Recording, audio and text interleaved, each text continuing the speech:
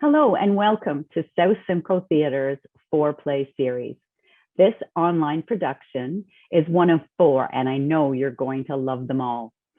Although a little different from the past 10 years of attending these verbal creations at South Simcoe Theatre's home, the Cookstown Town Hall, this temporary format will bring you the same product that you've loved and expected from SST. Would you please consider making a donation to this theater company? It's an Innisfil jewel that has been going for 55 years strong. You can go to their Facebook page or the South Simcoe Theatre website to get the link to donate. These dedicated theatrical stalwarts have a strong backbone and an even stronger volunteer base that is looking forward to returning to treading the boards and doing what they do best, entertaining us. I'm Innisfil's mayor, Lynn Dolan, and I want to personally thank you, the patron, for the decades of support you have shown physically and financially to South Simcoe Theatre. It is supporters like you that absolutely keep this group and many others alive and well. And for that, I am truly grateful. Enjoy the show.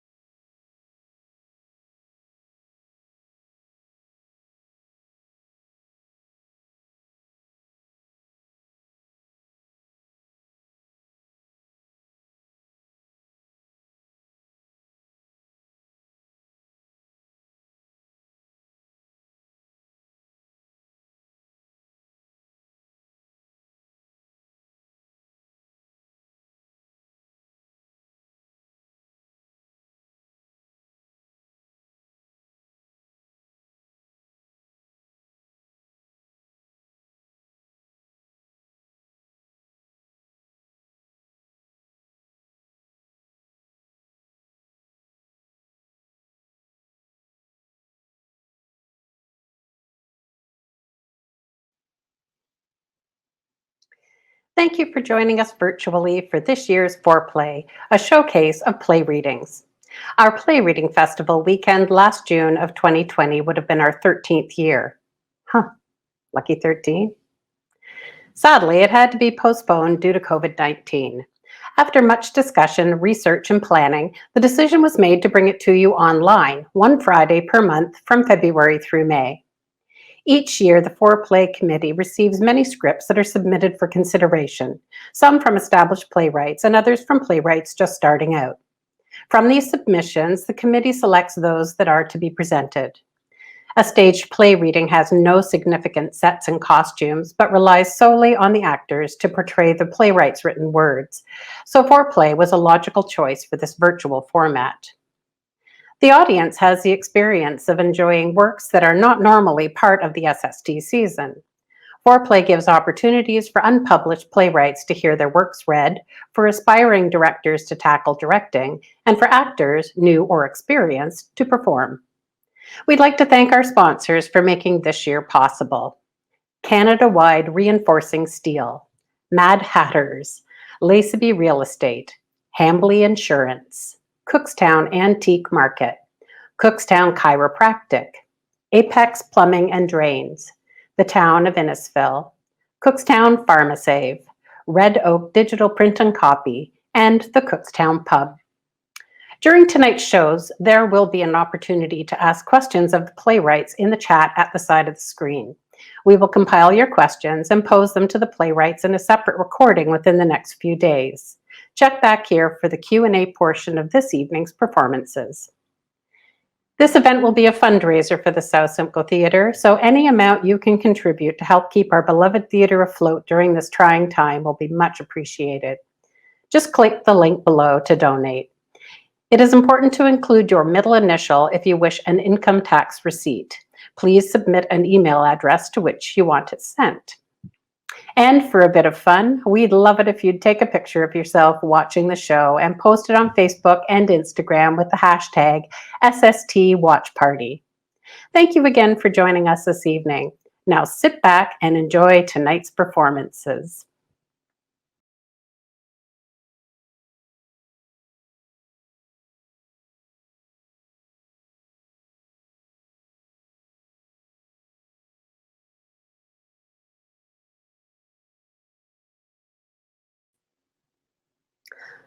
No, I'm sorry. She left early. Can I help? It's Kanika, the hygienist, yes. Well, sure, 1 second. It's the day after tomorrow at 2:15. Oh dear. Nothing else that afternoon. Oh, but someone just canceled for the next day at 1:30. Would you? Oh, good. Oh, no worries. Someone on the wait list will be glad you did. Bye-bye. I called this morning. Miriam Rice. You probably spoke to Crystal, the receptionist. Yes, she said. Sorry. She said she could squeeze me in at the end of the day. Ooh, I'm sorry. We're over an hour behind. Dr. Saunders is still with her last scheduled patient, and then she has my to. tooth is killing me. Is Crystal here? She said I could come. She had to leave suddenly. She was ill. I don't see any note either. Oh, please, all the other offices will be closed by now. Okay, I'll set you up in a chair and have a look. Just let me turn on the service. Have a seat. It was there when I woke up, this terrible stabbing pain out of nowhere. Do you grind your teeth? I don't think so. And it didn't let up. In fact, it got worse. Have you done anything that might aggravate it? Hot beverages, ice cream, bite down on anything hard? Maybe excessive talking? Talking? I'm a psychologist. Occasionally my patients require physical intervention, tough love in a sense, but mostly it's talking. That's not usually a problem. Open, please. Okay. Oh, yes. I think I see the trouble. Oh, goodness. These 2 teeth on the lower left look very concerning. Does this hurt? Sorry, large cavities in both, I'd say. Side by side. No sensitivity until today? No,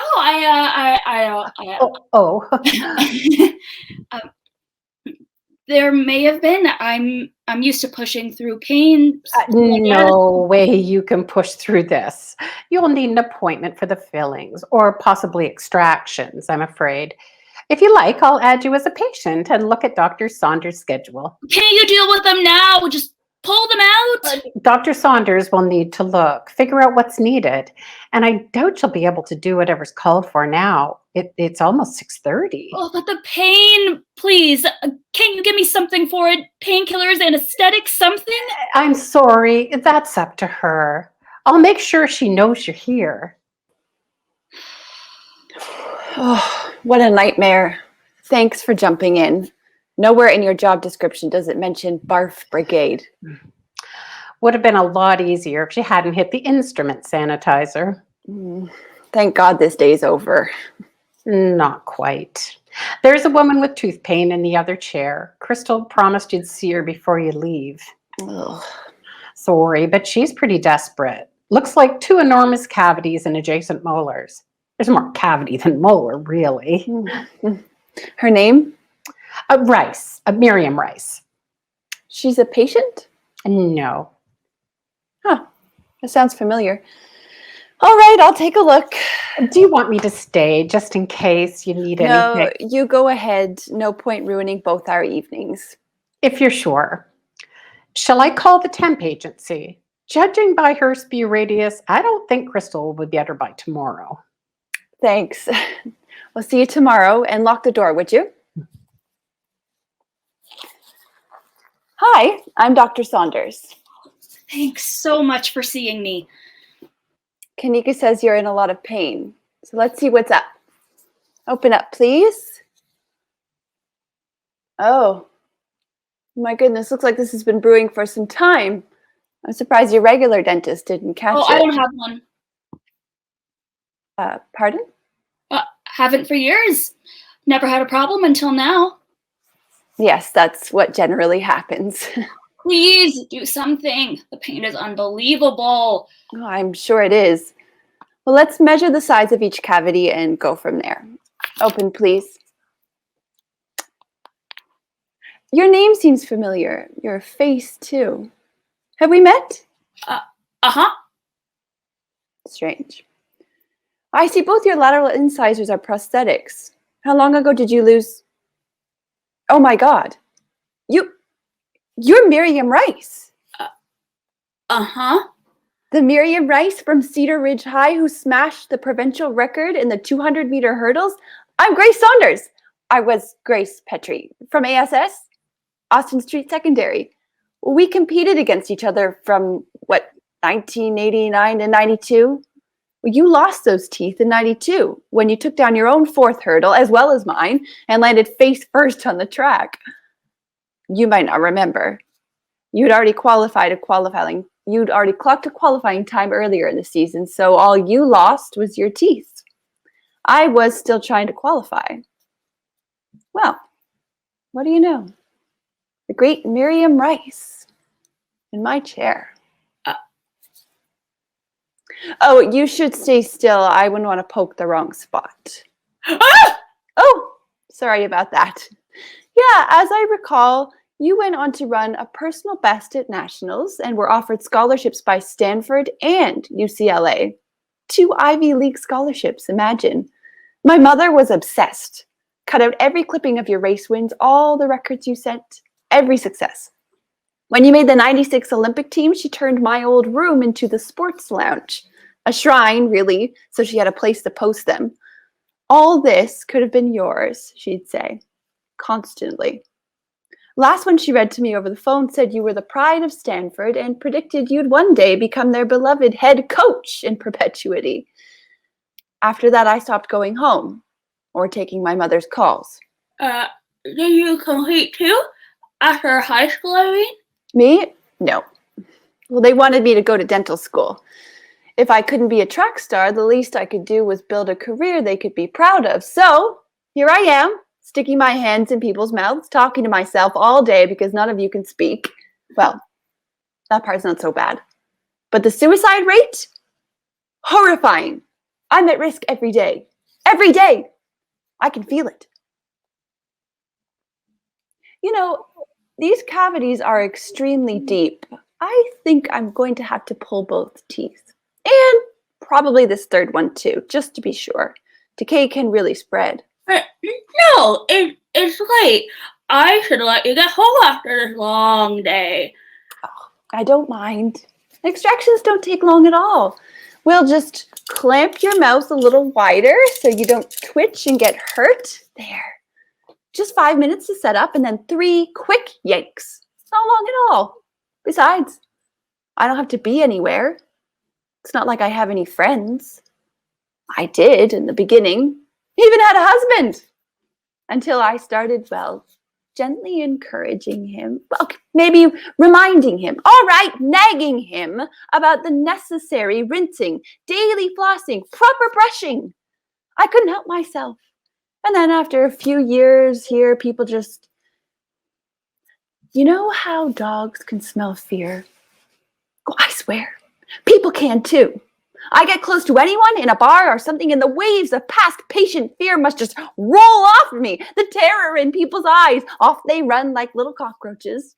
And if some brave guy does actually stick around for 5 minutes, it's over as soon as he opens his mouth. Well, all I can see is the Neanderthal underbite or crumbling fillings or tartar everywhere. And it's not like I can date colleagues. Male dentists want nothing to do with me, convinced I'm stealing some other poor guy's job. So you see, Miriam, my life pretty much sucks. You know, when cavities are left this long, sometimes the decay gets all the way into the jawbone. I think I'd better remove a piece to make sure. Wait, what? You're gonna remove a jaw? Oh, suck it up. The bone saw's not that bad. I'll just take a little piece. And you'll only be wired shut for maybe 2 months. You brought this on yourself, you know, when you stopped going to the dentist. Ready?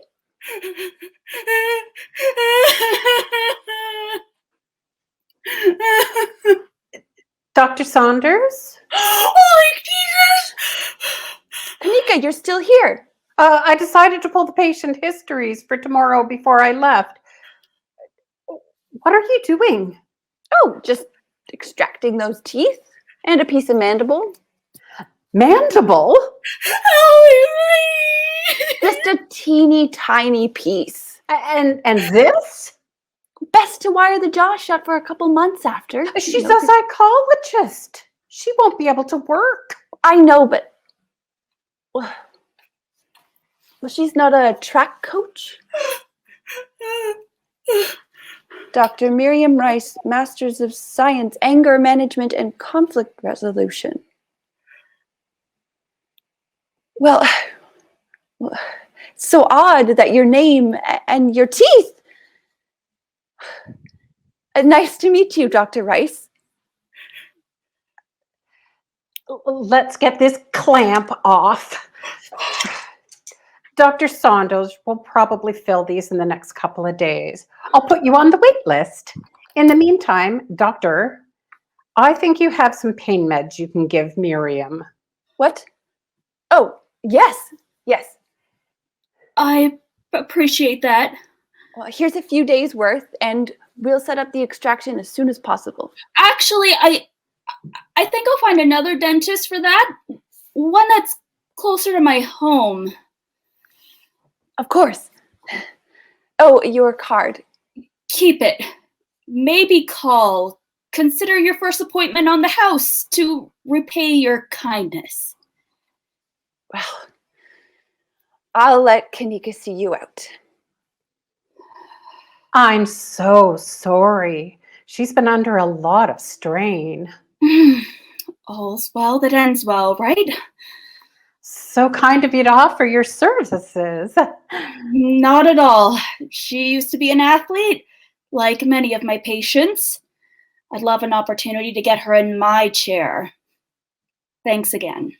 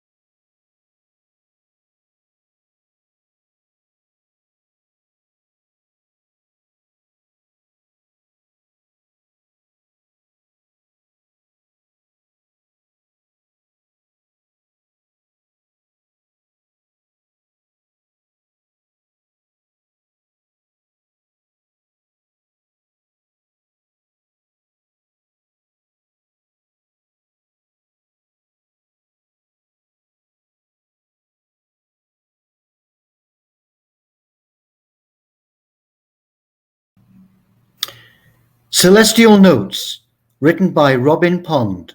Music by Jay Rothenberg. It is set in a music room in which there are numerous very large speakers and other audio equipment. There is a faint whispering sound emanating from the speakers, but occasionally this whispering sound gets louder.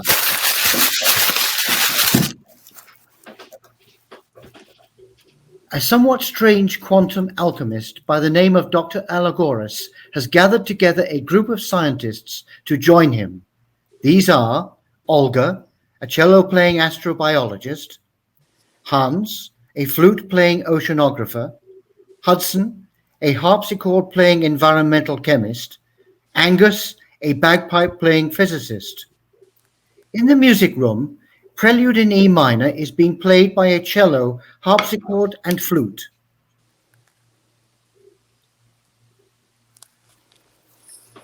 As the music ends, Olga is seated with her cello, Hans is standing holding his flute, and Hudson is sitting at the harpsichord. This is hopeless. I don't know. I thought we were much better that time. But that's not the point. And what a strange arrangement.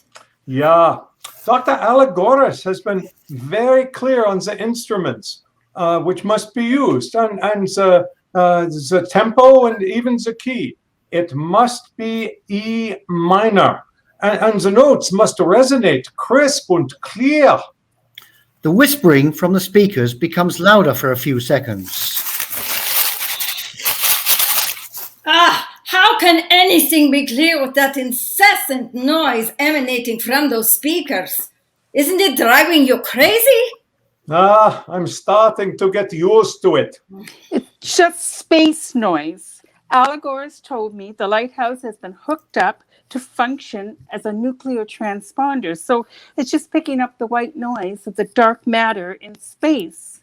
Or maybe it's the last groans of the Big Bang, only now reaching our planet.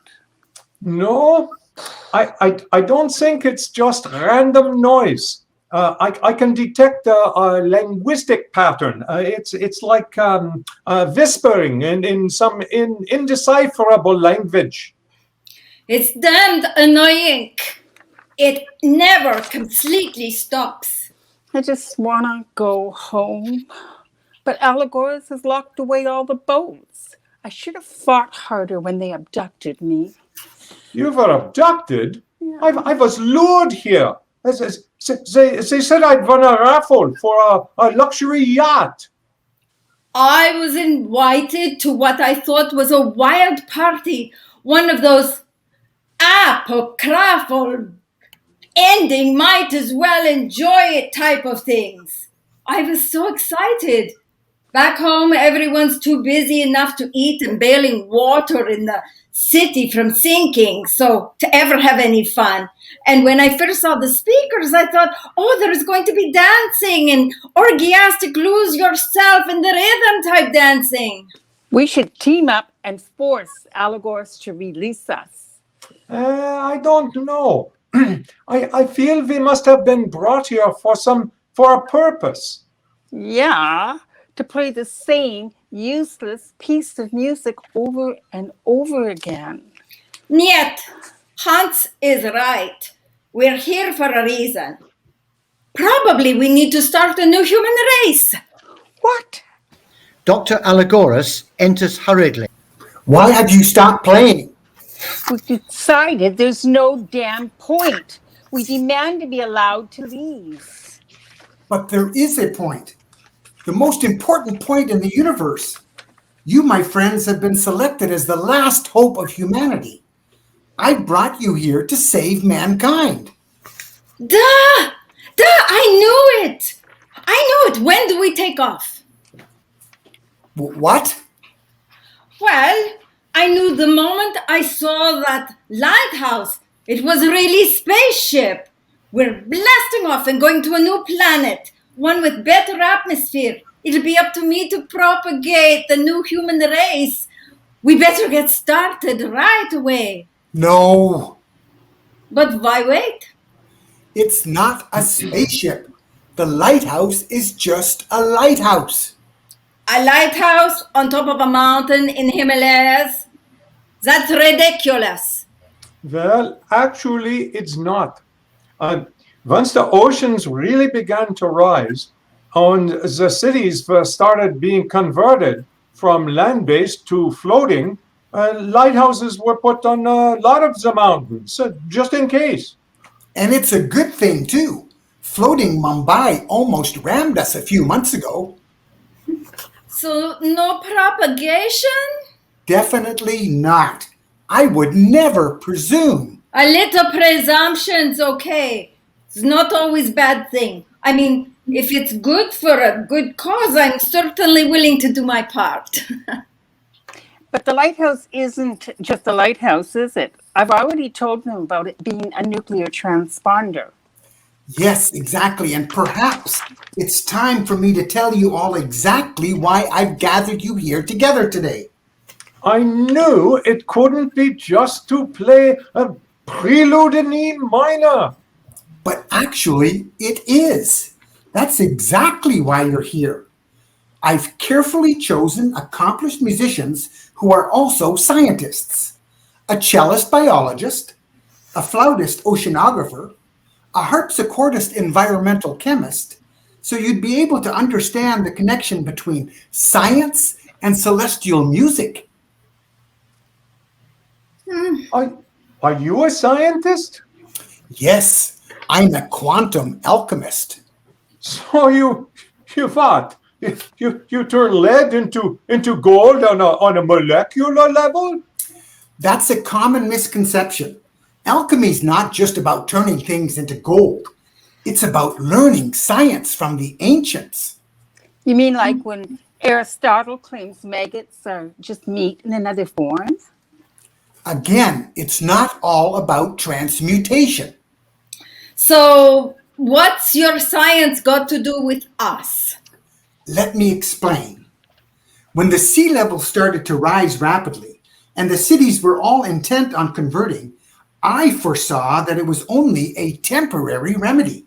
So, I decided to remain on land to search for a more sustainable solution. You mean all the cities rejected you?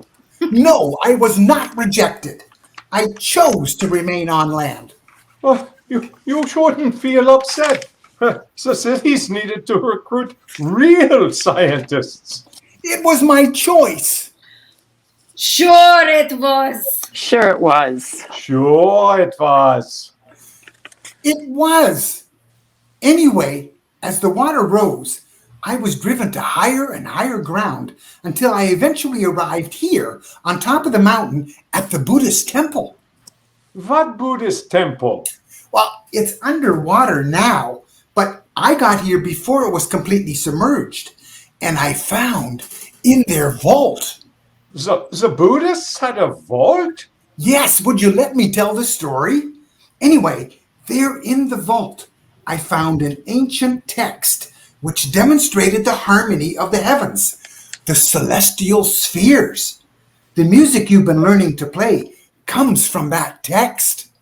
Okay, but how is playing this music supposed to save mankind? Don't you see? This music has to be the solution. It has to be. How else would a prelude in E minor, which sounds like something from, I don't know, maybe the early Renaissance, how could it end up in an ancient Sanskrit text? Who the hell knows? Maybe Marco Polo dropped by and traded it for some spices. And I still don't see how this is going to save mankind.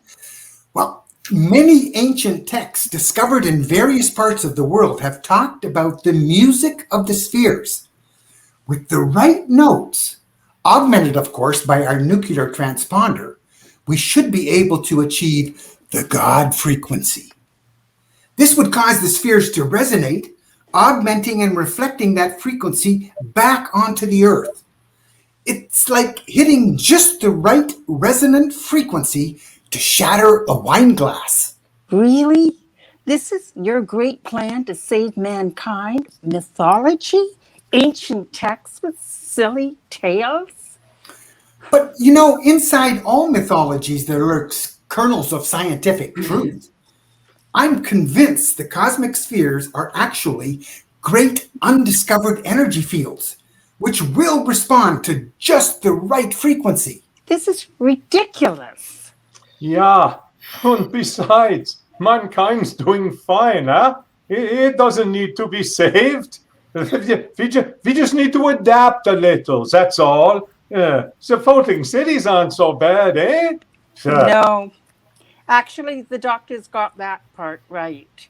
I've got a state-of-the-art climatic Fitbit here that's monitoring everything, and it's not looking good. The atmosphere's past the tipping point, the ocean's becoming too acidic, and the hydroponic farms are all beginning to fail. Humanity's really screwed. Why couldn't you just have built a spaceship so we could all be off propagating somewhere? There weren't the resources, okay? All available resources went into converting the cities. And even then, by the time the water started to reach the Midwest, places like Cleveland and Scranton, we didn't even have the resources to keep those cities afloat. It was no great loss. So now you're telling us that this musical Hail Mary is the only hope humanity has got? Exactly.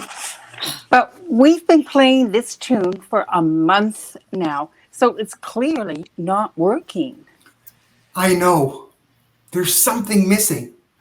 But maybe, if we listen to what the spheres are telling us.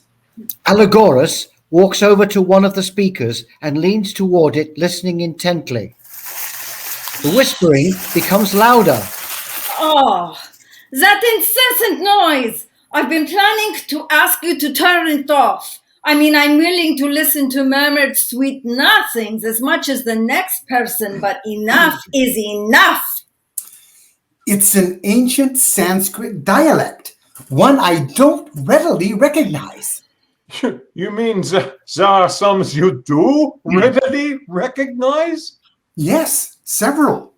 But for this one, I'll have to consult an ancient thesaurus. And? I think I understand it now. It confirms what I already suspected. It's saying there is order in the cosmic chaos. Chaos provides the basic structure for the cosmic order. It sounds like a cosmic fortune cookie. The whispering subsides. Allogoras moves quickly to the other side of the room and motions for someone to join them. I've prepared for this, so let me introduce you to the final member of your ensemble. This is Angus MacLean, a noted physicist and renowned bagpiper from the Floating Edinburgh Institute. What's the meaning of this? Where the hell am I?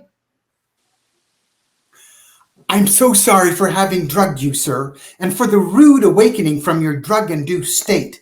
But we have no time to lose. Hi, I'm Olga. Everything's still a wee bit unsteady. That is because you're no longer on a floating city. It takes a while to get your land legs. But how?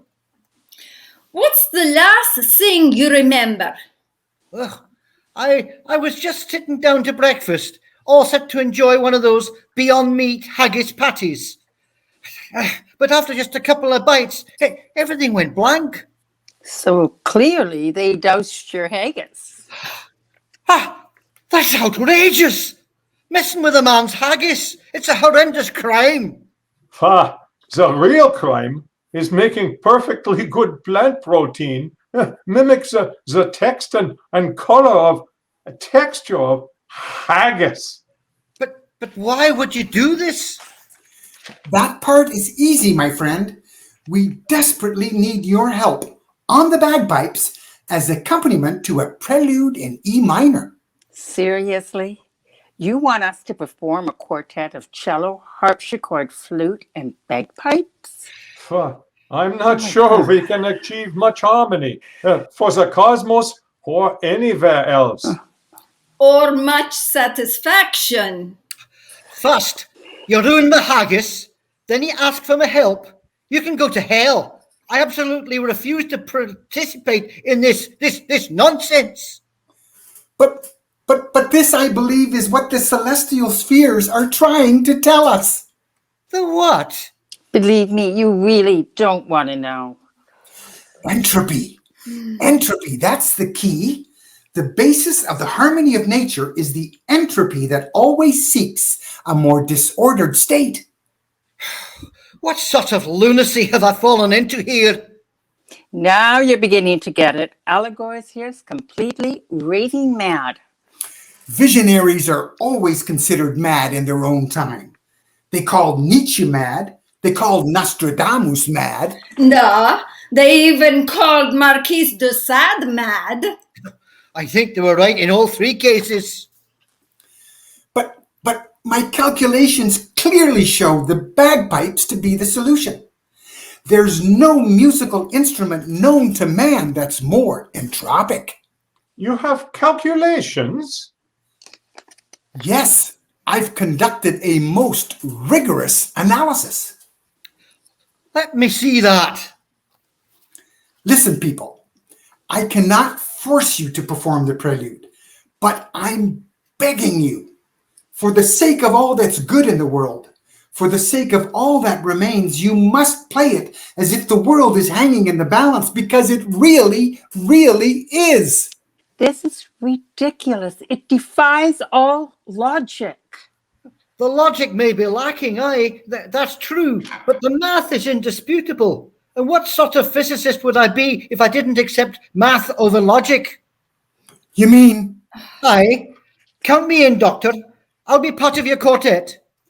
Excellent. Olga, please, for the love of all that is holy, take hold of your cello. Gently embrace it. Wrap your legs snugly around it. Oh. Fine, but I'd still rather be propagating. Hans, gather your flute. Hudson, prepare to tickle that harpsichord. All right, Zen. Oh, why the hell not?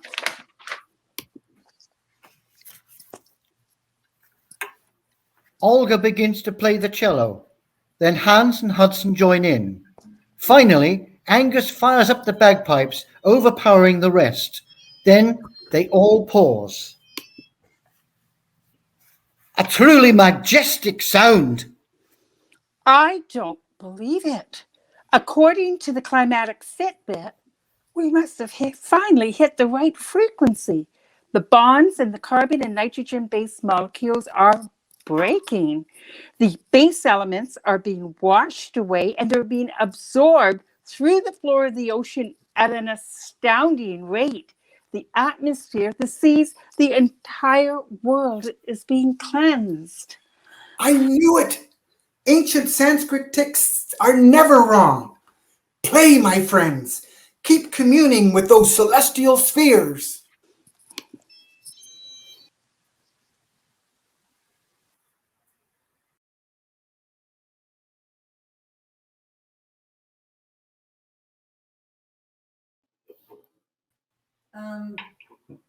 Therese just got on at the end.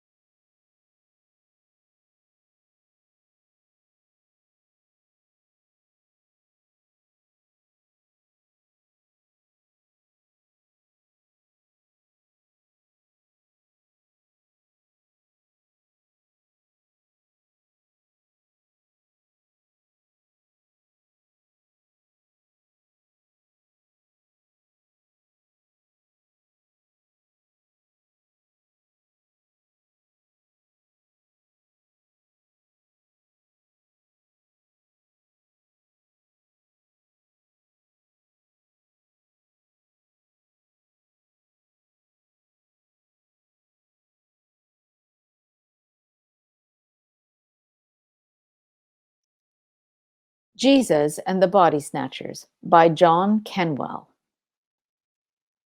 The following play is an attempt through humor and satire to humanize the figure known as Jesus.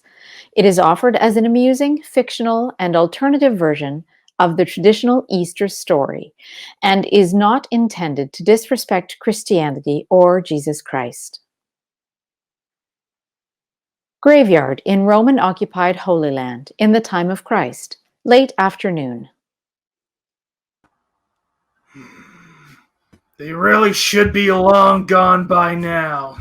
Well, they're supposed to be gone before they're put in here. No, not the dead. Well, then who should be gone by now? The mourners. The professionals. Professionals? The extras that the widow pays to bulk up the crowd and jack up the prestige.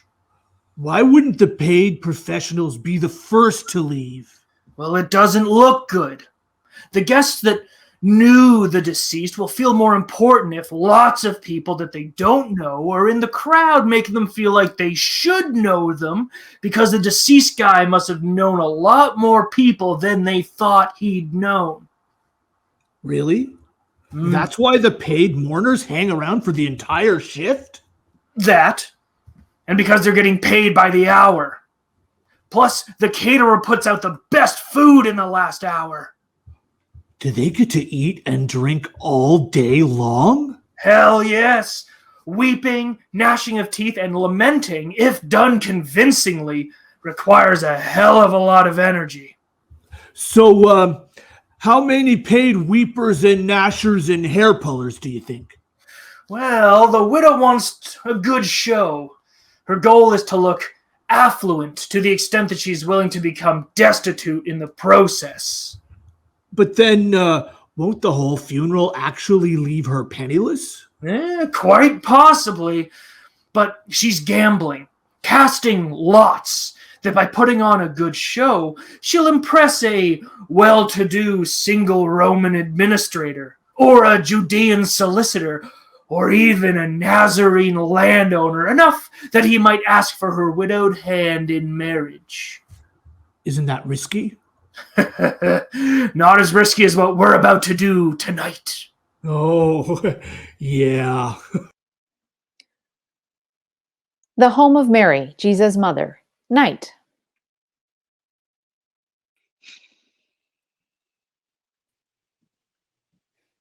You amaze me, Mary. Because at my age, I can still hang in for a night out with the girls. Well, yes, but more for being spunky and lively after all you've been through.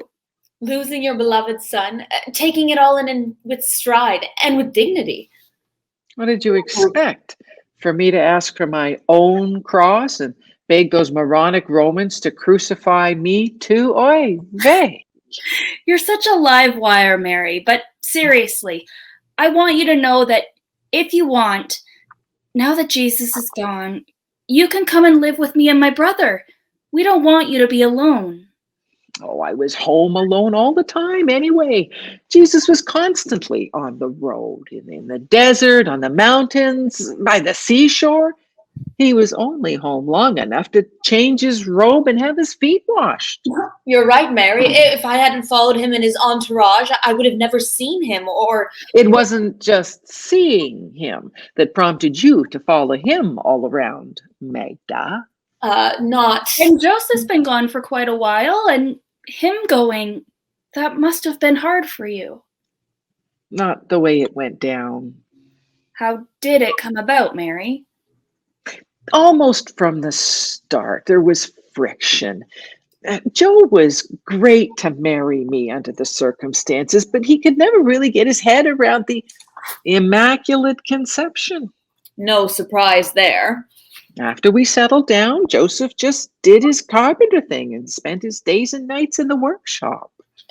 But he gave you more kids, James and... Yeah, but somewhat like his workshop projects, Joe became wooden himself. So like a man. And then? Joe slowly and gradually disappeared into his physical work, and then one day he just wasn't there. And now Jesus, too, has let his work consume him, and he's also gone from you. Like father, like son. Men.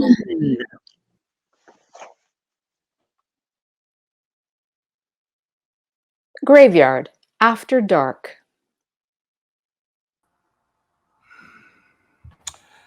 So let me get this straight. Do we take the body of the dead man? I told you already. Only if we have to. Well, there's no one near here now, so we won't get caught. Look here and listen. We'll strip the rings, jewelry, cloak, or robes, anything valuable from the body. We'll even take jars of oils and ointments if they've been left in the tomb. But if we hear people coming?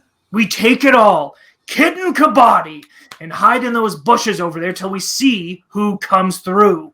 Oh, okay. In the bushes, we will hide and strip the guy of all he's worth and then flee. Or wait until the coast is clear, tidy things up, and then disappear. Why would the widow want to leave anything worthwhile with her dead husband's body? For show. Prestige. If she can let him go on his final journey well equipped, he will be successful in the land of the dead, and as a result, she will look good in the land of the living.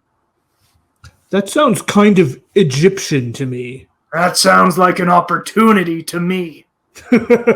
That's why you're the master. And you're the slave. Assistant. So you're sure, master, that this here Yeah, you're pretty sure. I know a guy who knows the guy who owns a couple of these here graves. And he said he sold one yesterday to a very wealthy woman. For her husband, right? Yes, her dead husband. And I know the gravesite is behind one of these rocks around here. Road to the graveyard, early morning.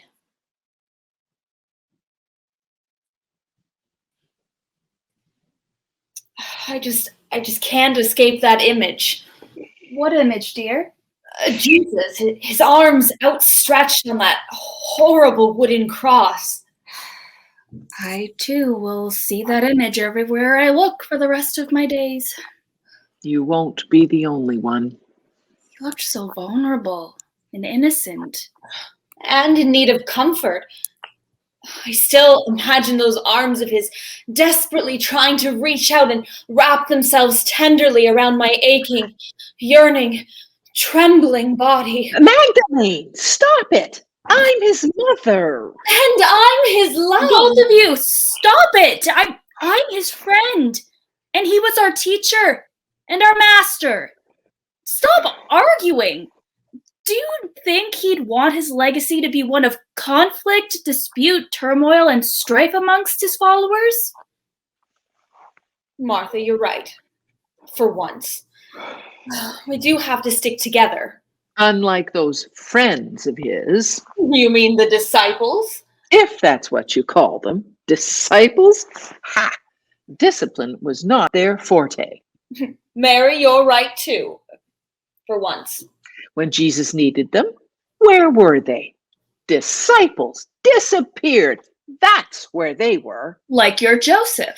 Like most men. But if the glory of his kingdom that Jesus spoke about comes to pass, the disciples will be first in line to claim it for themselves. Just like men. Just like men. So, just like men. So what do we do about it all? What can we do about it?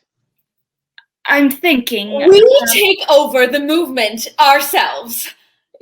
You mean we spearhead a quest for justice, for equality, for fairness? How? We do it like he told his disciples how to do it. We believe in him. We have faith in his words. We don't cast the first stone. We do unto others as we would have them do unto us. Despite that not jiving with human nature. We love our neighbors as ourselves. As unlikely that is to come to pass. And as he told the brother disciples on the shore, I will make you fishers of men. Jesus did like his fishing. And he could make a fish dinner go a long, long way. We can be the fishers. Women as leaders? Why not? We already do all of the essential work anyway. The only requirements are skills that we already possess. Plus, we must faithfully follow all of Jesus' lessons and directions. And we will thereby create his promised kingdom here on this earth. Will we get the credit for this glorious revolution? Of course not. We just said that men will step in and usurp the praise and power naturally. So what's in it for us again? A safer, saner, fairer world and satisfaction.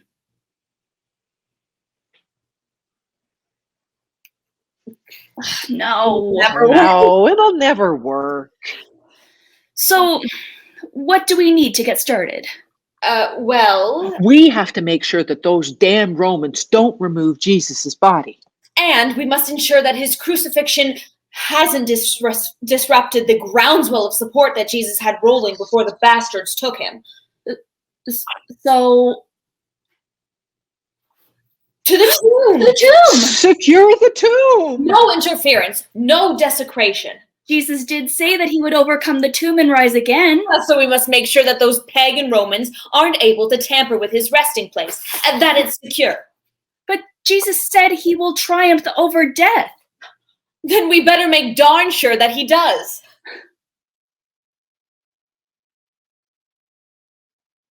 The graveyard, that night. We have to get the large rock out of the way.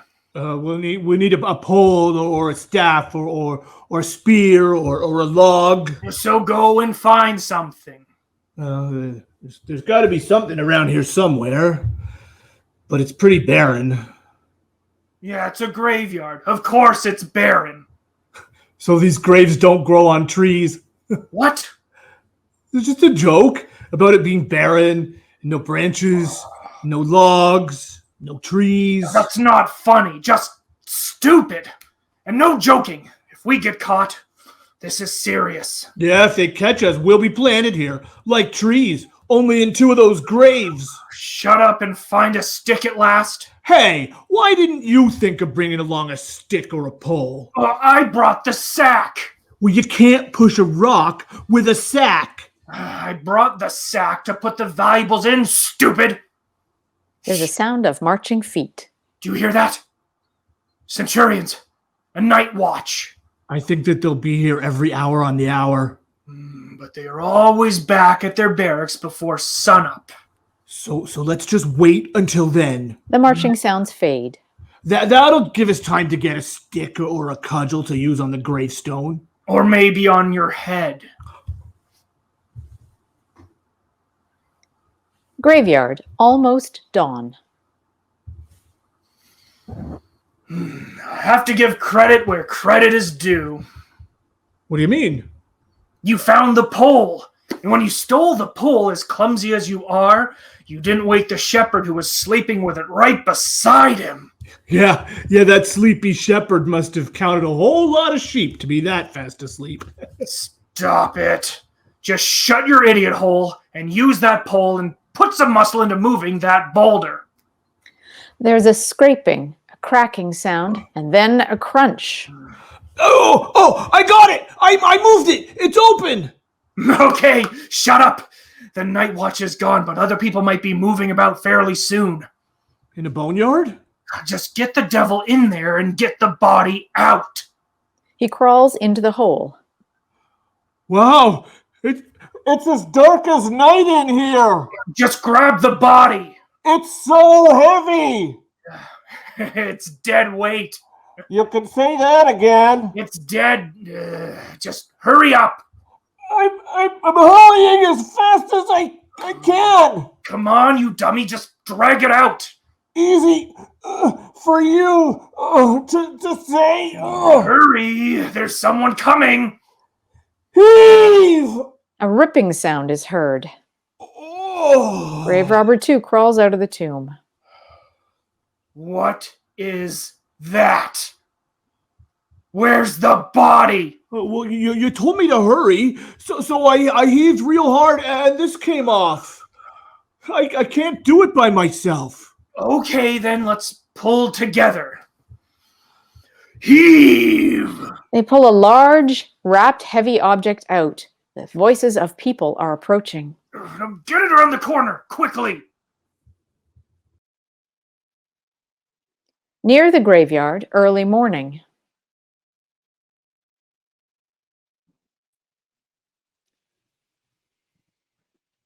Hush! Don't make a sound. Like your loud whispering? I thought I heard something. It's as silent as the dead here. Dead quiet. As quiet as the grave. Gravely still. Mary, you've gone so quiet. What is on your mind? Oh, I was just thinking. My poor Jesus, such a short life and such a strange life. I know I've ranted on about how challenging he was, but it really wasn't his fault. It would have been hard growing up as Jesus. Right from the start. Go on, Mary. The visit from the 3 wise guys, the 3 kings? How odd that must have been. Indeed. Imagine being a few months old and having kings bow down before you and give you extravagant gifts that Joe and I could never have afforded in 100 years. So even early on, he realized how very special he was. And how? There's a fine line between being self-centered and the center of the universe. The son of the universe? And lest we forget, God's son. But his infanthood, I know nothing about that period of Jesus' life. Well, I do. He was sweet and smart, yet serious. But the pain he made me endure. He cried a lot? No, fighting the devil out of my nipples. Oh, so that's where... And he was a bedwetter. My hands were raw from laundry. And Jesus was odd when we were children. We played hide and seek. I remember. Oh? He would seek, but never hide. He didn't have to hide. He could just make himself disappear. Plus, he had a fear of enclosed, dark places. Claustrophobia? What did you say? What is that? Like being sealed in a tight, dark, airless place. The tomb! And now he's in the tomb. And we have to keep it that way still, for if we are caught... The Romans can take our lives. They can't kill our Lord because they've killed him already. And if they catch us, they will kill us, those horrid Roman dogs. It was Herod who was the most horrid. Horrid Herod.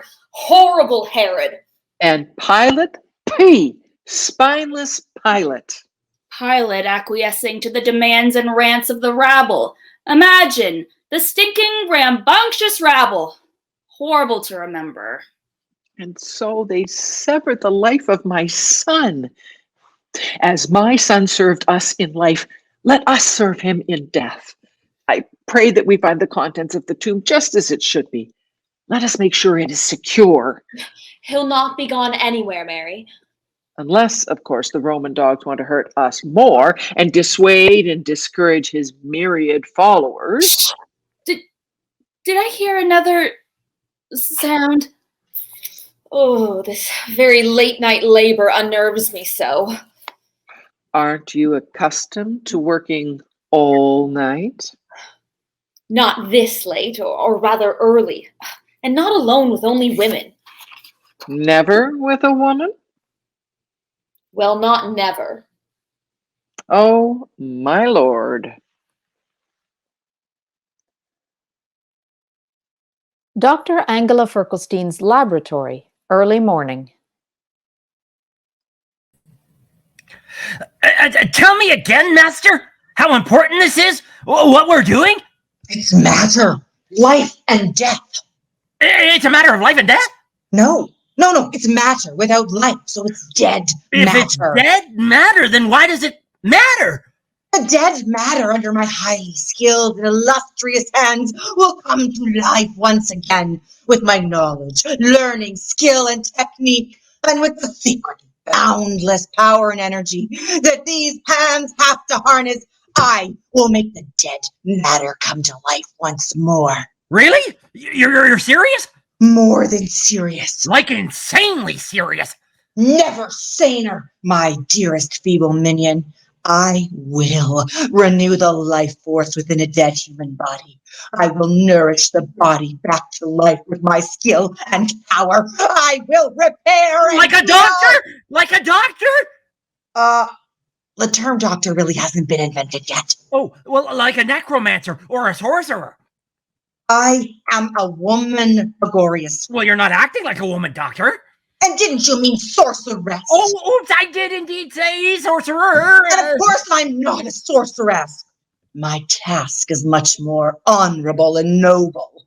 But didn't you say before that we have to steal a body from the tombs like grave robbers? We'll simply take it. We'll take it from the domain of the dead in order to gloriously return it to the realm of the living. Steal, return. Well, that's kind of honorable. So if you're female, but not a sorceress, can I say that you're a witch doctor? No. Witches dabble with spells and potions. I am dealing with real power and the true elixir of life. So we steal a dead body. And I bring it back to full, breathing, walking, talking life. Just like a movie. What is a movie? It's when you see pictures in your head and it turns to action and people say things and do things, outrageous things. Like your imagination? No, because in a movie you can go farther than your imagination. Oh, so like a dream then? Maybe, because movies like your dreams can all have these wild special effects like people flying and animals talking and all these... Similar to flashes of brilliance like me. Yeah. There are lightning flashes and thunder booms. Like the power up there. Like the power that I will have. So you really think that you can... Oh, I know I can. What makes you so sure? If that Nazarene Bohemian can do it, Angela Ferkelstein, I can do it too. Tell me again what the Nazarene Bohemian did? Well, the story goes something like this. Lord, if thou hadst been here, my brother Lazarus had not died. Thy brother shall rise again. He always sounds so wise. It makes me just want to believe him. Whosoever believeth in me shall never die. Believest thou this? Wow. And he was reading my mind too? Yes, I believe. Then where have ye laid him?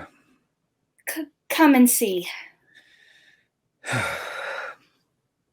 Take ye away the stone. Lord, he hath been dead 4 days. By this time he stinketh. What is a little rancid odor between friends? Said I not unto thee that if thou wouldest believe, thou shouldest see? I said seeing, not smelling. Okay. She moves the barrier stone. Lazarus, come forth. Lord, his head and face and ears are bound about with a napkin. Oh, he'll hear me. Lazarus, come forth. And his body is bound hand and foot with grave clothes. If I say he can walk, he can walk. Lazarus, come forth. And then what happened? They both watched the dead man walking fresh out of the tomb. He came back to life? If 4 days dead and he came back to life? Yes, he did. And if that wandering, shiftless Nazarene Jesus can do it, I With all my brains and studies and experiments and tools, I can do it too. Graveyard. Later the same morning. Now let's take a closer look. Well, this ain't silk he's wearing. And where's the rings? And the gold and the silver necklaces and bracelets? He's got nothing! He's worthless! We've been ripped off! Are you saying that there are more despicable grave robbers than us? Oh, the nerve of some people. Now I have a good mind to... There are sounds of people approaching. They hide. Did you hear something? I heard a sound! That was me, ignoramus. Igorius! My name is Igorius! Well, otherwise it's as quiet as the tomb. Nobody around here will wake the dead. No body, indeed. But I certainly plan to wake the dead. But first, we need to find the dead. Hey, here's the tomb! Well done. And even better, you found a body. No, someone's already rolled the stone away from the entrance. Then why did you say better? How so, oh ignorant one? Because now I won't have to push the damn thing by myself. Then crawl inside and get hold of the corpse. I'll keep watch out here. Okay. He bends over and starts going inside. Anything? Just this. And this. Nobody? Nobody! We've been ripped off! I'm bloody nervous on people. I have a good mind to just Could it be the wrong tomb? No! I think we've been beaten here by some unscrupulous, thoughtless, selfish ne'er-do-wells. Common criminals! Exactly. So what do we do? Is it so bad around here that we're going to have to buy a body? Who's there? Fellow speculators, friends, not Romans, and countrymen. What do you want here? Yeah, what do you want? And what are you doing here? No, what are you doing here? Yeah, what are you doing here? We asked you. This nonsense will get us all nowhere. Ma'am, we be late mourners at a dearly departed friend's tomb. This late, or rather this early in the day? Are you professional? Why, yes. Yes, we are. Mourners. Professional we be, and business-minded at that. They kind of look like tomb raven grave robbers to me. Now, there's no need for name-calling. And why do you say that? Why else would you be skulking around with these tombs at this hour? With that? Now, we asked you, what are you doing here, woman? We're here to stretch the boundaries of human knowledge surrounding life and death, and to shrink the distance between the two again. So it's a dead body ye both be seeking like? Precisely, friend. A dead body it is. I thought as much. And would you like some help acquiring one, ma'am? Would we, doctor? We would indeed. Then you've come to the right place. And the right persons. Can you help us move a stone or two until we find just what we need? It will be a pleasure to assist you, ma'am. But first, the details of our arrangement. We, that is, my associate and I, have dibs on jewelry and coinage or currency. You can take silk, wrappings, and other garments. But boss, the tomb was... Shut your face! Don't you see we're about to... Oh, we don't want clothes or precious metals. Ointments? Oils? Scents or... None of that. None of that. Then what on earth? What? What? We only want the body. That's all. I won't ask questions if you won't haggle about our terms. Now, we have a body for you now. I'll give you silver. 30 pieces. 30 pieces? Mm-hmm. Doesn't that seem right? Living bodies have sold this past week for 30 pieces of silver, and the guy you're selling us is dead. Take it or leave it. You drive a hard, cold-hearted bargain. The glorious, get the mule. We've got a body to move. The stubborn ass is over there, and he won't move. Can we ask? Of course we'll help. Whatever you want is right there behind the bushes. We'll all lift together.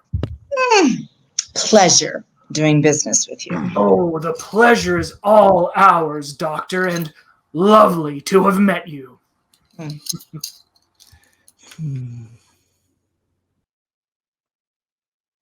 The road to the graveyard. Morning.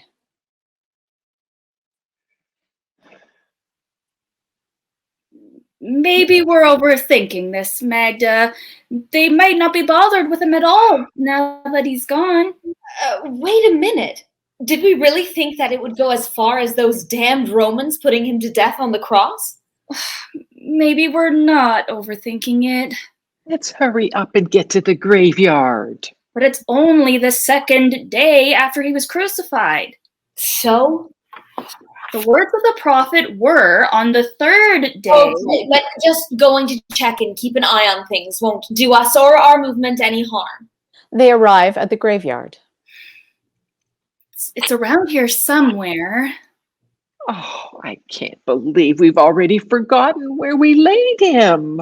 And he told us all not to forget him. Like I said, it's been 2 days and the stress and trauma have overwhelmed us. But it's only 2 days and we can't find where we laid his bones? I think it's over there. Or is it over there? Oh, I don't know. Why didn't we mark it better? So those accursed Romans wouldn't know which grave was his. There are footsteps in the distance. Shh! Did you hear something? You being sarcastic and nasty? No, I think it's the bloody centurions. We better get out of here. We'll come back later.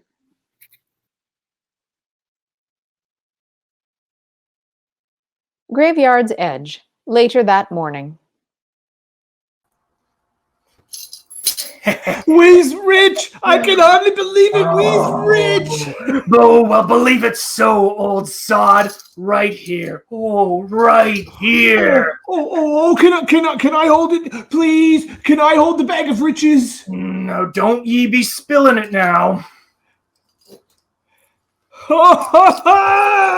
We's rich! We's rich! 30 bites of cold, hard silver. And all that for a cold, hard body. And them being so smug and superior-like with their doctors and their fancy airs about them. And a body without any robes or silks or jewelry. Just the way a body first comes into the world and the way a body should go out of this world. And all we've got to do is get to him when no one's looking. So easy, eh, boss?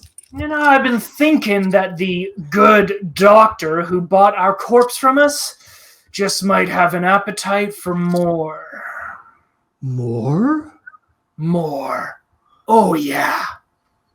More. End of Act 1. Act 2, Scene 1. Primitive laboratory near the graveyard. Night. There are lightning flashes and rumbles of distant thunder. A large vat of acid for electricity is present.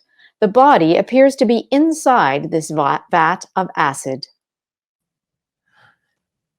That lightning sure is powerful. Do you think it would work? For what? To fully charge up the tub. No, you dumb cough. The bubbling acid has energy galore. Well, those flashes sure up there sure do have a powerful kick to them. Couldn't we just ask the lightning god Jupiter to zap the body back to life? Ask a god? Ask a god? I am the one creating life here, Agorius. This is about my power, not some pagan-worshipped gods. Just trying to help. I do the thinking. You follow the orders. Now, as we get closer to the moment of recreation, I want you to write down a note of each and every step in the procedure. Write it down? Write it down? How? With a stylus and a tablet, of course. Oh, sure. He pretends to turn away from Dr. Ferkelstein and to take notes. Right. Notes, stylus, tablet, every step. Verify acid vat. Verifying acid, power. Oh, can I do that too? No, you demon idiot! Demon? Who's the demon? Spark the metal cables, Agorius. They're not even in the vat yet! Put them in! Now! Sparks fly and there are sizzling sounds. Stand back, you stupid devil! Now you tell me! Lightning flashes and there is distant thunder. Oh, wouldn't that lightning be powerful enough to reanimate the corpse? Stop daydreaming. It's night dreaming. The vat is bubbling! That is bubbling. Agorius, get the cables. Yes, Agorius Doctor. starts Cables. to connect cables to the body. Yes, Doctor. Cables. Check. Connect the cables to the feet. Connect the cables to the feet. Connect Check. the cables to the hands. Connect cables. Hands. Put crown of wires on subject's head. Lightning Crown flashes. on- Hey, there are marks on his head. It looks like this guy wore a crown on his head before. Was this guy? What are you babbling on about? The graveyard robbers found him in a merchant's grave. Yeah, but Stop babbling! We are going to create life. But isn't there an easier and more fun way to create life? What? No more joking, demon. This is life from death, and I will be the creator of life. Lightning flashes and thunder booms. Her enthusiasm for creating life will surely be the death of me. There is thunder and lightning. A large flash lights up the vat and seems to strike the area of the body. Jesus rises from the slab. He rises. Oh my God! Yes! I am a god, Agorius! Not you there, Doctor! He's alive. Hey, wait! You can't go anywhere! Why not, pray tell? Because I created you! You're mine! I am my father's son. But don't you see? I am your mother! I must go to carry out my father's work. But you are my work. Doc, he looks pretty determined. I will do, while I remain quick and vital on this earth, the work tasked to me by my father. Martha, Mary, and Magdalene enter. But I am your mother. Jesus! No, I am his mother. But I made him. No, I made him. I am of my father's making. Always your father. It's a man's world. But I gave you life. No, I gave you life. I am the way, I am the truth, and I am the life. What have I done? I've given life to a know-it-all, and an ingrate as well. Oh, if you only knew what I've given up for you, the pain that I've endured, the shame, the loss, the sacrifice. The sacrifice. The sacrifice. Let me tell you, and you, and you, and you, about sacrifice. See these? And this?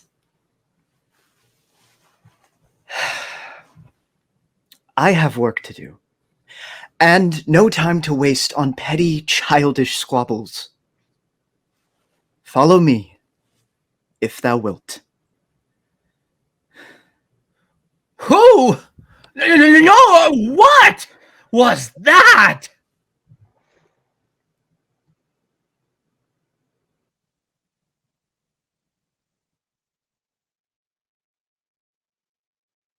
Graveyard, early evening.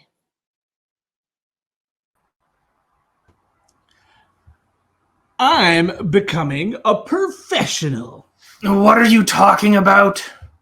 I brought a big stick this time. Oh, not bad, but did you remember to bring a sack?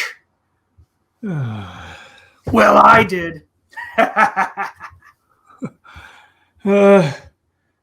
No fresh graves today by the look of it. Let's sniff around one more time. If nothing, then tomorrow is another day. Yeah, it'll be a good day for dying, burying, and grave robbing. There's the sound of footsteps.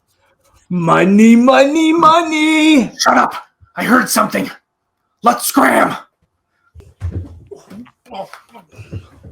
Grave robbers, halt! You're both under arrest!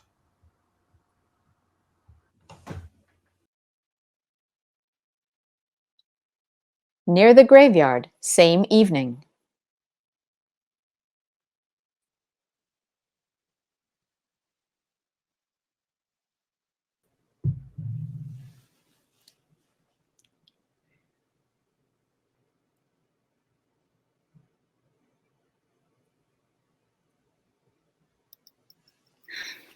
Before he died, he was always such a gentle, gentle soul. Well, he certainly has become rude, hurried, and impatient since he's come back to life, claiming that he has so much work to do. Well, he truly is the Son of God. He's no son of a bitch, that's for sure. Even though he's beginning to act like one. No matter what being dead has done to him, you should still be very proud of him. Oh, I should have known that even in death he'd be hard to find. His whole life he's been disappearing on me. You'd never keep up with him, taking off on Joe and I, lecturing the old geezers in the temple. He was always one step ahead of everyone. Just look at what he told the disciples. Take and eat bread to remember my living body. Share and drink good wine to remember the blood I shed. We eat bread and drink wine at every meal, every day. How can we possibly forget him? He was so smart. Yes. I used to say Jesus got his father's brains. Do you mean... Well, no, I meant Joe. So why did you say that Jesus got Joseph's brains? Because I still have mine. Maybe we should be saying like mother, like son. Now, wait a minute. I'm not constantly disappearing, nor am I the one giving orders or making everyone around me hang upon my every word and gesture. I'm just a poor, overworked, overstressed, forsaken mother. Oh, poor Mary. Mary. Perhaps he took you for granted, Mary, but to do truly great things for many, many people, it takes a person with a broad focus. Despite his lack of gratitude at home, he did so much for multitudes of people in this troubled, burdened land. Jesus healed so many. And he even brought a brother back from the grave. Came back alive from the grave himself. But he could have come back to us first, his mother at least. It would have been such a relief to have been the first to know. That empty grave gave us such a fright. Jesus! Oh my God! There you go, frightening us again. Mother, you look as though you've just seen a ghost. Oh, Jesus! Dear mother, I know you will not want to hear this, but You've got itchy sandals again, right? Thank you for always being so understanding, Mother. But I must go, and now. But you just got here. And you're off again, Jesus. Believeth me, Mother, I still have much to do. More water awaits my feet to walk upon, and I want to fit in a day of fishing with my brothers before I... You shove off again? Oh, don't forget your poor mother, Jesus. Don't let me be forgotten. From Immaculate Conception to Hail Mary, Mother, thou shalt never be forgotten. Then if you must be off, kiss me goodbye, son. Touch me not, for I am not ascended to my Father. Your father, always your father. Hush now, Mary. The master is so busy. But go unto my brethren and say unto them, I will ascend unto my Father. Yes, master. More work for us women, 'cause we can do it. Of course. Of course, master. Of course, Rabboni. Can you not stay long enough at least so we can put plasters on your wounded hands? And upon your feet and upon your side? Lahaya moive. I believe that they are healing as we speak. Do you believe? Well, Aha! That was just a test. Remember? Whosoever believeth in me shall never perish. I seem to recall. Look, you should write that down, or you'll forget.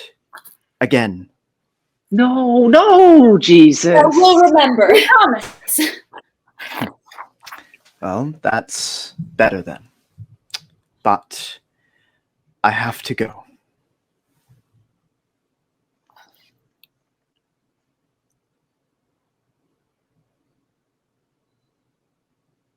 Near the graveyard. The next day.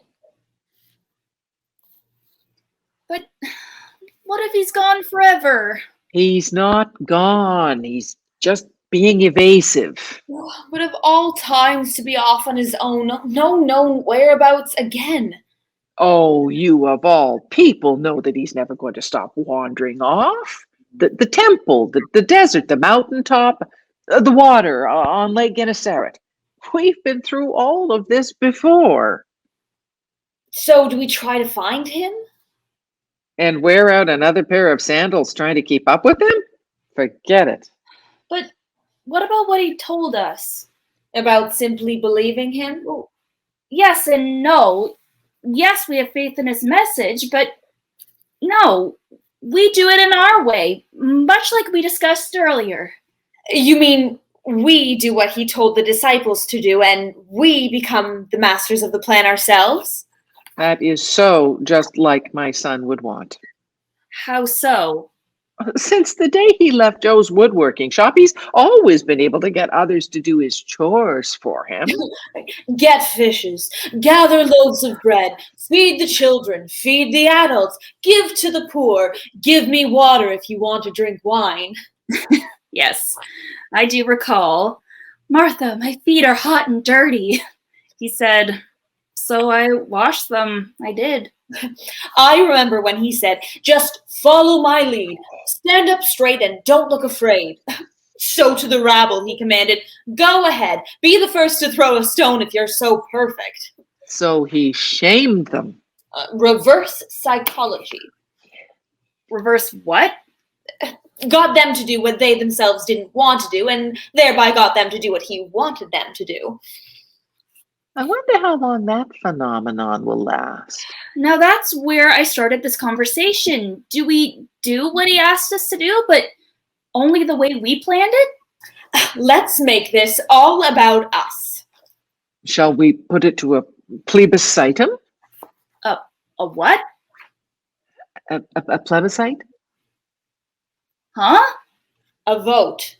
Oh, okay. What exactly are we voting on?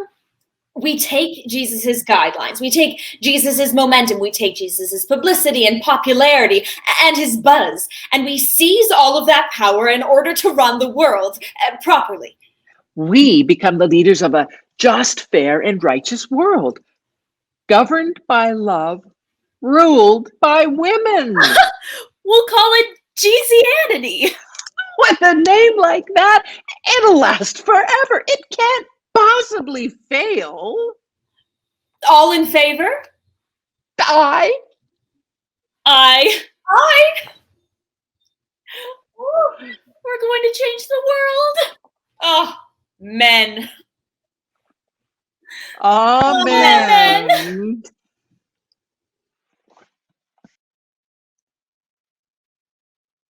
Toward the place of crucifixion, midday.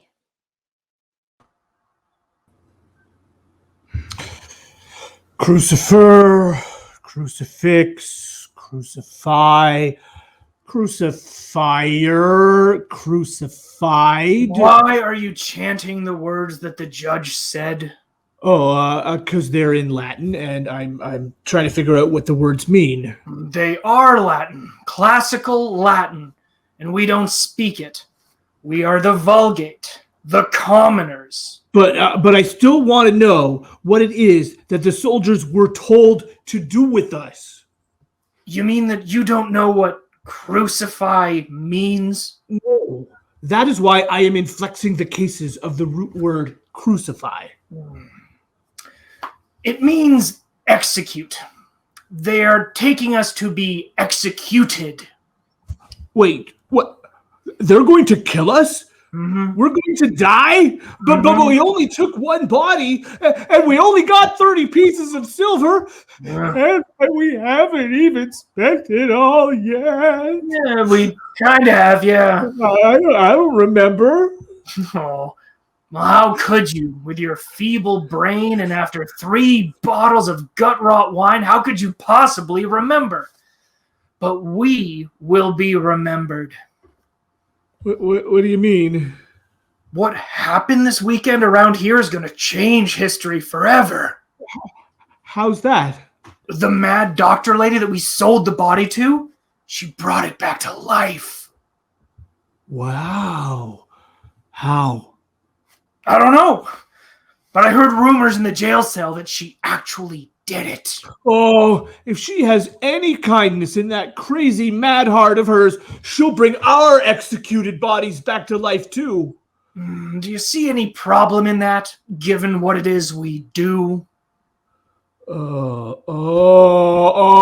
we're executed, dead, who will steal our bodies for her to bring back to life? Maybe that assistant of hers has the moxie to rob a grave of our corpses. With lots of stiffs to choose from, let's hope he remembers us. Oh, you think that's possible, boss? The bodies. Tell me about the bodies, boss. Oh, we may have snatched our last one. Oh, I just know they'll pick us. They've got to pick us. If they pick us, they'll have experienced grave robbers who can supply the good mad doctor with more and more bodies. Crazier things have been known to happen. Oh, I just know they'll pick us. I have faith. We will be the chosen people. I believe. We'll live again. I believe. And when you're hanging on that cross, you just cling to that happy thought. Dr. Ferkelstein's laboratory, late afternoon. I don't think it was the power in the vat that woke him up, Doctor.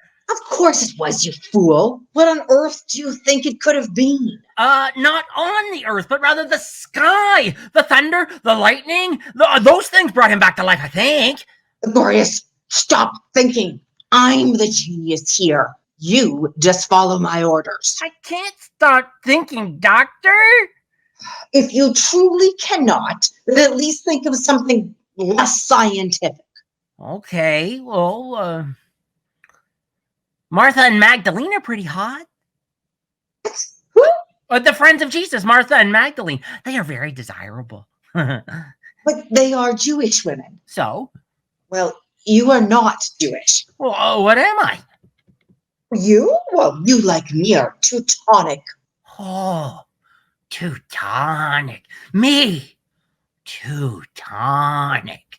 Someday, many years from now, a great tragic ocean liner will be named for me, Teutonic. Pass that cable from the vat. Egorius! Oh, damn it. I'll just get it myself. There's a huge flash of electricity, a zapping sound. Dr. Ferkelstein is electrocuted and drops dead. Wow! What was that? Oh, I suppose the good doctor was right about the power of the electricity in the vent. This must be what is known as a aha moment in scientific endeavors, or shall I call it Eurekaeus? She said she wanted power. Well, I guess she. Well, I'm so happy for the both of us that she got what she wanted. Now that guy, he really had power. Oh wow, you're back. So you really are. Yes. What happened to her? Oh, she wanted power. It went to her head. Well, as you may be aware, I have the ability to bring her back to... No, I don't think so, but thanks anyway. Oh. Well, but how did you do all those miracles? And how did you make that wine? And how did you raise the dead? And how did you come back from Egorius, you're no dummy. How do you think? Hmm?